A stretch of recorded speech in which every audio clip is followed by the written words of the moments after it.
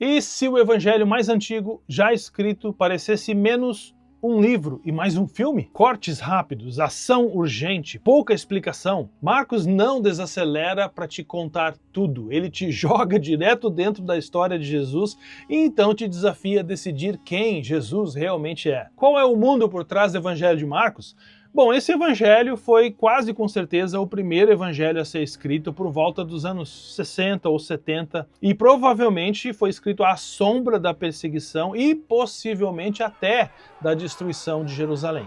A tradição cristã mais antiga liga Marcos ao apóstolo Pedro, um dos discípulos mais próximos de Jesus. E tudo indica que Marcos preserva a pregação de Pedro, que é muito sincera, que é muito vívida, que é muito crua, né? Muito honesta.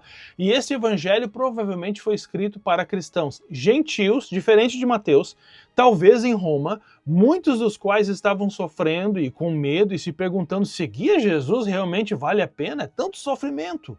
E Marcos responde a essa pergunta não com longos discursos, mas com um Messias sofredor que continua avançando. E aqui estão 3 grandes insights que você precisa saber sobre Marcos. Primeiro, a palavra favorita de Marcos é imediatamente. Mais de 40 vezes, Marcos usa essa expressão ou algo parecido do tipo, na mesma hora, e então Jesus cura imediatamente. Jesus chama os discípulos imediatamente. Jesus enfrenta o mal imediatamente. Isso não é escrita descuidada, tá bom? Isso na verdade é pura teologia. Marcos nos mostra um Jesus cuja autoridade não hesita.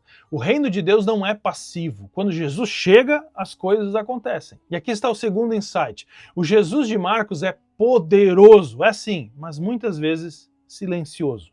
Marcos mostra Jesus realizando milagres impressionantes, mas repentinamente ele ordena as pessoas para que não falem sobre os milagres. Você já reparou isso? Isso ficou conhecido entre os acadêmicos bíblicos como o segredo messiânico. E por que esse silêncio? Por que esse segredo? Porque as pessoas esperavam um herói conquistador e não um servo sofredor.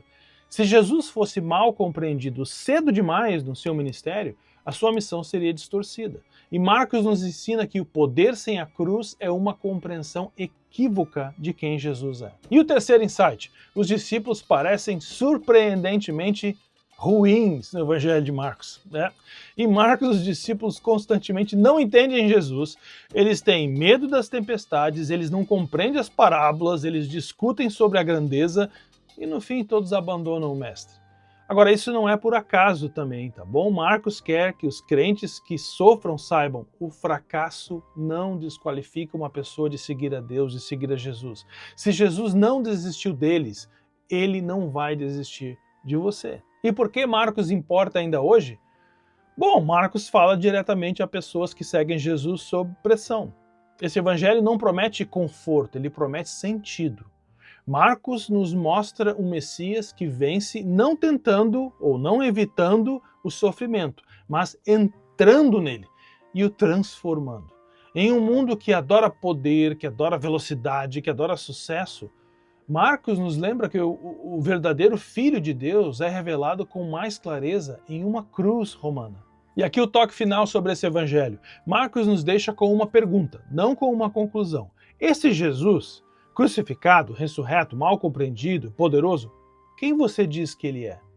Porque depois que você conhece o Jesus de Marcos, a neutralidade deixa de ser uma opção. Você vai ter que escolher o caminho a ser seguido. Te vejo no próximo evangelho, Lucas.